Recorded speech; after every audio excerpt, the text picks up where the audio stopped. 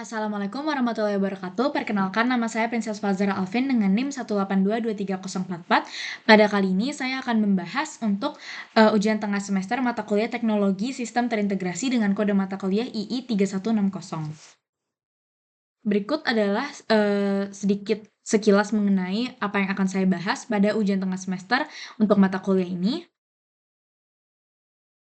Dan langsung saja saya akan memulai langsung ke penjelasan domain inti dari platform.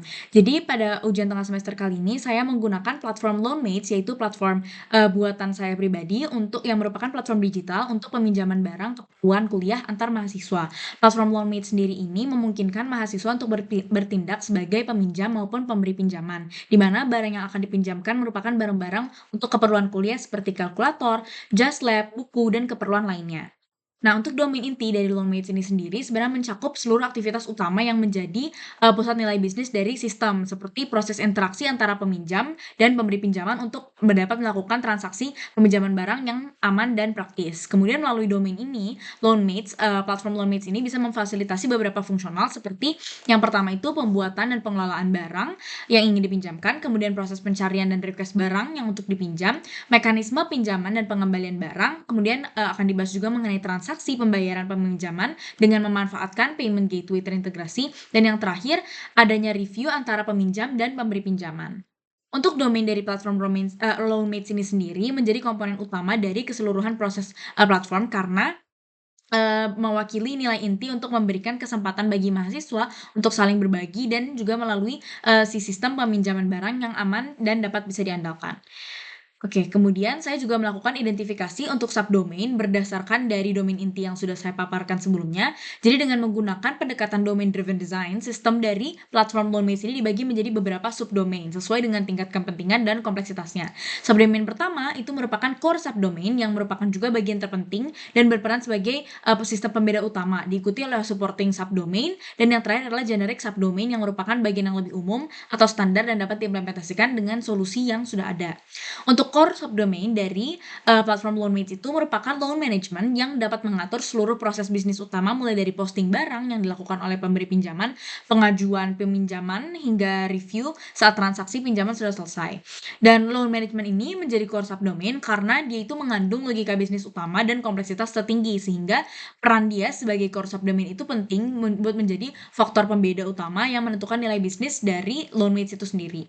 Kemudian untuk supporting subdomain itu merupakan katalog dan request management yang bertanggung jawab juga atas pengelolaan tampilan dan permintaan barang di sistem. Dan yang terakhir untuk generic subdomain dalam Loanmates itu merupakan payment dan authentication system yang sebenarnya itu terfokus pada integrasi dengan sistem eksternal untuk mereka itu dapat menangani pembayaran dan autentikasi pengguna.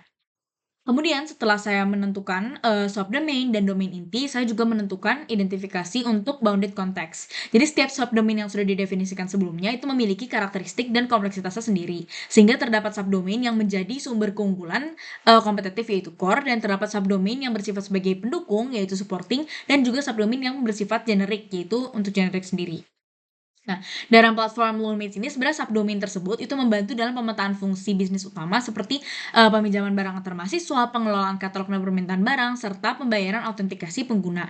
Dengan adanya pembagian tersebut akan lebih mudah untuk platform ini memahami domain bisnis dan menerjemahkannya ke dalam bounded context yang nanti masing-masingnya akan memiliki aturannya sendiri. Oke, yang pertama akan saya bahas adalah bounded context untuk core subdomain load management. Nah, dari bounded context ini sendiri itu memiliki boundaries tertentu. Yang pertama itu adalah semua aturan terkait bisnis spesifik, proses pinjam meminjam itu diisolasi dalam konteks ini. Kemudian untuk berkomunikasi dengan katalog konteks untuk mengambil informasi barang, dan dengan payment context untuk memvalidasi status pembayaran. Kemudian komunikasi itu dilakukan melalui API contract dan tidak boleh ada dependensi dua arah dengan bounded context yang lainnya. Kemudian bounded context yang akan saya bahas berikutnya merupakan untuk supporting domain yang merupakan lalu saya juga menentukan identifikasi boundaries untuk katalog and request context untuk supporting subdomainnya. Yang pertama itu adalah berinteraksi dengan loan management context sebagai upstream provider menggunakan pola open host service, menyediakan API terbuka untuk mengambil informasi barang yang sudah tersedia. Kemudian menggunakan dokumentasi API yang jelas untuk memastikan bahwa komunikasi konsisten antar konteks. Dan yang terakhir, saya juga menentukan bounded context untuk generic subdomain yang memiliki peran untuk menyediakan layanan teknis yang lebih umum, seperti misalnya autentikasi pengguna dan proses pembayaran. Dan fokus dari subdomain ini sendiri itu terletak pada keamanan transaksi dan integrasi dengan third party API. Dan saya juga berhasil menentukan untuk boundaries, payment, dan authentication context. Yang pertama itu adalah menggunakan external integration boundary, dan komunikasi itu dilakukan melewati REST API ke gateway pembayaran dan OAuth provider. Dan yang kedua merupakan mengirimkan domain event ke loan management context. Setelah saya berhasil menentukan bounded context, subdomain, dan domain inti, saya memetakannya ke dalam entitas value object, dan juga di sini ada aggregate truth. Saya membuat kelas diagram untuk domain inti dari platform Loanmates untuk dapat menggambarkan sebenarnya bagaimana hubungan antara entitas utama yang membentuk inti dari proses bisnis peminjaman barang antar mahasiswa. Pada bisa dilihat di sini, kelas diagram ini sebenarnya dirancang untuk fokus pada loan management context yang sebenarnya berperan sebagai core domain dan mengatur keseluruhan siklus hidup dari transaksi pinjaman yang dari mulai pengajuan, validasi, pembayaran hingga review pengguna. Di sini bisa dilihat bahwa terdiri dari 4 entity, kemudian terdiri dari 2 value object dan juga 1 aggregate truth yang akan saya bahas di bawah ini. Jadi entity pertama merupakan user, di mana user ini berperan sebagai aktor utama yang dapat bertindak sebagai peminjam maupun pemberi pinjaman. Dan adapun atribut-atribut yang terdapat dalam entitas user, atribut-atribut seperti ini, mereka itu berfungsi untuk menunjukkan identitas serta peran pengguna. Dan dalam entitas user itu juga terdapat method yang penting, yaitu merupakan switch role dengan parameter new role yang merupakan string, yang merupakan metode kunci untuk pengguna itu dapat mengganti role mereka baik sebagai peminjam maupun pemberi pinjaman.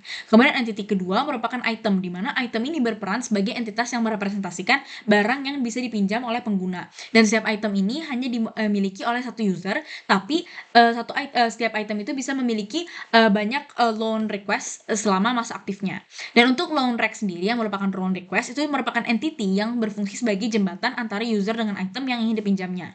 Dalam entitas ini terdapat metode penting untuk menerima request ataupun bisa menolak request pinjaman yang diajukan. Sedangkan terdapat juga metode untuk menghitung total biaya berdasarkan durasi dan harga pinjam harian.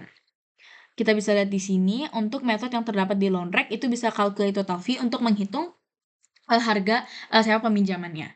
Kemudian entity terakhir yaitu adalah review, dan entitas review ini memiliki peran untuk mencatat umpan balik dan rating dari pengguna terhadap transaksi peminjaman yang telah selesai dilaksanakan.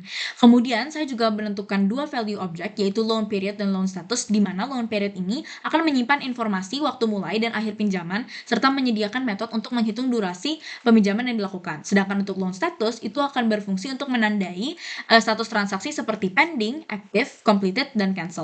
Dan saya juga menentukan seadanya diperlukannya satu aggregate truth, yaitu loan transaction yang berperan untuk mengelola data transaksi secara keseluruhan dan memiliki metode penting seperti start loan, complete loan, dan cancel loan dengan parameter reason mengapa loan tersebut dibatalkan untuk mengelola siklus hidup transaksi peminjaman. Kemudian saya juga mengidentifikasi bagaimana keuntungan dan tantangan penggunaan domain driven design dalam pengembangan platform Loanmates. Jadi dengan kita menerapkan domain driven design dalam pengembangan platform Loanmates, itu kita membawa sebenarnya beberapa keuntungan, terutama dalam membangun sistem yang lebih kompleks dan berorientasi pada kebutuhan bisnis nyata. Oke, pendekatan ini tuh sebenarnya, dengan kita melakukan domain driven design, itu kita bisa menjaga keterpisahan, logika bisnis, kemudian kita bisa meningkatkan, modularitas, serta memudahkan proses kolaborasi lintas tim antara developer dan stakeholder. Selain itu, struktur dari arsitektur yang berbasis domain driven design, itu mempermudah integrasi dengan layanan eksternal seperti payment gateway dan authentication services, dan serta, juga bisa, mendukung skalabilitas sistem karena setiap konteks itu dikembangkan atau diperluas secara independen. Adapun beberapa tantangan yang perlu dibahas dari penggunaan domain driven design pada implementasi platform Loanmates. Yang pertama itu adalah kompleksitas desain awal yang tinggi, karena pastinya setiap subdomain itu harus dianalisis dan dimodelkan secara mendalam untuk memastikan bahwa bounded context yang sudah ditentukan untuk setiap subdomain itu tidak saling tumpang tindih.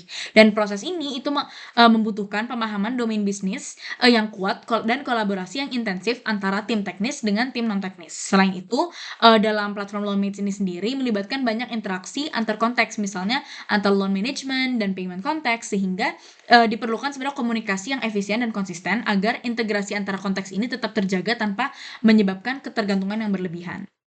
Kemudian dalam, platform Loanmates itu, saya juga akan memanfaatkan integrasi dan visualisasi API publik, dan untuk visualisasi API publik sendiri, saya menentukan 3 API publik yang terpilih untuk diintegrasikan ke dalam platform Loanmates. Yang pertama itu merupakan Midtrans yang merupakan Payment Gateway API. Jadi Payment Gateway API ini dapat memungkinkan pengelolaan pembayaran secara otomatis, aman, dan terintegrasi karena Midtrans ini sendiri merupakan API publik yang sudah terpercaya. Dan dengan menggunakan Midtrans, platform Loanmates ini akan memiliki berbagai metode pembayaran seperti kartu kredit, e-wallet, transfer, virtual account, and QRIS.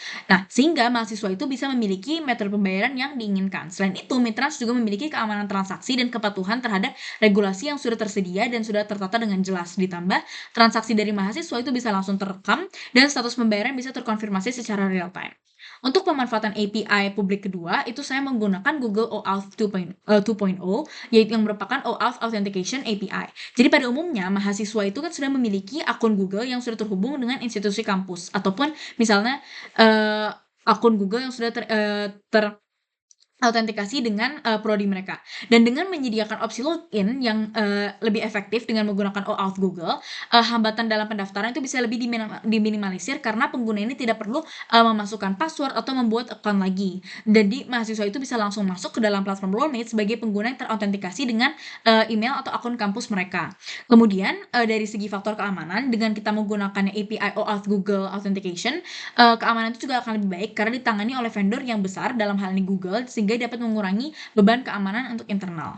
Dan yang terakhir itu saya juga akan mengintegrasikan Loanmates dengan Google Maps API, karena platform Loanmates ini sebenarnya terfokuskan untuk interaksi langsung antara mahasiswa dalam proses peminjaman barang yang mencakup aktivitas seperti penjemputan barang dan pengembalian barang, sehingga agar transaksi ini bisa berjalan dengan efisien, pengguna ini atau mahasiswa itu memerlukan informasi untuk mengetahui lokasi pemberi pinjaman dan jarak tempuh peminjaman. Kemudian penggunaan Google Maps API ini juga fleksibel untuk diintegrasikan karena dapat dihubungkan langsung dengan sistem backend dari Loanmates ini sendiri menggunakan geocoding dan map embedding tanpa memerlukan pembangunan modul pemetaan dari awal lagi. Dan di sini saya juga membuat visualisasi untuk integrasi API publik dengan platform Loanmates. Di sini bisa dilihat ada pemanfaatan 3 API publik yang sudah saya jelaskan sebelumnya, yaitu Midtrans API untuk pembayaran, Google Maps API, dan juga Google OAuth API untuk mahasiswa bisa masuk sebagai pengguna yang terautentikasi. Kemudian di sini mereka itu semuanya berinteraksi dengan mendapatkan request dari backend dan mengirimkan respons, dan backend itu akan memberikan respons juga kepada frontend yang sudah merequestnya, dan backend itu akan berinteraksi langsung dengan Loanmates database. Baik, berikutnya saya akan membahas mengenai skenario bisnis dari platform Loanmates. Berikut ini saya sudah membuat diagram flow skenario bisnis loan management context dan payment authentication context. Dan bisa dilihat di sini loan management context itu seperti yang sudah saya bahas sebelumnya merupakan core subdomain, sedangkan untuk payment dan authentication context sendiri merupakan generic subdomain. Di mana loan management context ini terdiri dari 4 aktivitas utama, yaitu membuat request peminjaman, dilanjutkan dengan validasi peminjam dan detail peminjaman, kemudian dilanjutkan dengan konfirmasi pembayaran, dan terakhir transaksi disetujui dan kemudian dicatat. Sedangkan untuk generic subdomain, prosesnya terdiri dari 3 proses. Yang pertama itu sistem akan memverifikasi identitas pengguna dengan menggunakan Google OAuth, kemudian akan membuat order pembayaran dengan Midtrans, dan yang terakhir akan mengirimkan status pembayaran. Sehingga setelah dijabarkan proses-proses tersebut, flow skenario bisnisnya terdapat 3 flow dari kedua konteks tersebut. Yang pertama itu flow 1 untuk login pengguna, kemudian flow 2 itu untuk permintaan pembayaran, dan yang ketiga itu flow 3 merupakan untuk konfirmasi transaksi. Baiklah. Jadi diagram flow skenario di atas yang sudah saya jelaskan sebelumnya itu menggambarkan skenario bisnis peminjaman barang antara mahasiswa pada platform Loanmates, di mana untuk konteksnya sendiri itu ada loan management konteks yang berperan sebagai pengendali utama alur bisnis, sementara ada payment and authentication konteks itu yang bertugas sebagai penyedia layanan eksternal yang akan menangani autentikasi dan transaksi finansial. Jadi saat pengguna itu mengajukan pinjaman, loan konteks itu akan memverifikasi identifikasi pengguna tersebut melalui payment dan authentication konteks menggunakan Google OAuth API. Kemudian setelah pengguna itu sudah berhasil terautentikasi, maka sistem itu akan mengirimkan permintaan pembayaran ke Midtrans API melalui si payment context. Jadi status transaksi yang dikirim oleh Midtrans API itu akan diteruskan ke loan context untuk dicatat dan status peminjamannya diubah di database. Kemudian saya juga mengidentifikasi pola konteks mapping antara, konteks. Yang pertama itu saya mengidentifikasi hubungan antara katalog dan request konteks dengan, loan management konteks, di mana pola di sini itu merupakan open house service atau OHS. Justifikasi dari, pola yang saya, determine tersebut merupakan karena loan management itu perlu mengakses data barang yang tersedia pada katalog and request tanpa perlu mengubah modal data internalnya. Sehingga katalog and request itu akan menyediakan API publik untuk query barang, sedangkan loan management itu hanya bertindak sebagai konsumen data. Kemudian saya juga menentukan hubungan antara loan management konteks dan payment dan authentication konteks, di mana untuk polanya sendiri merupakan anti-corruption layer atau ACL. Dan loan management konteks ini untuk justifikasinya, dia itu merupakan core domain dan logikanya itu harus dijaga agar tetap bersih. Sehingga untuk payment konteks yang berhubungan dengan pihak ketiga seperti Midtrans dan Google OAuth itu dia akan memiliki struktur data yang lebih kompleks. Disinilah ACL atau anti-corruption layer itu akan mencegah ketergantungan langsung pada format eksternal dengan cara menerjemahkan respon eksternal menjadi model domain yang lebih konsisten.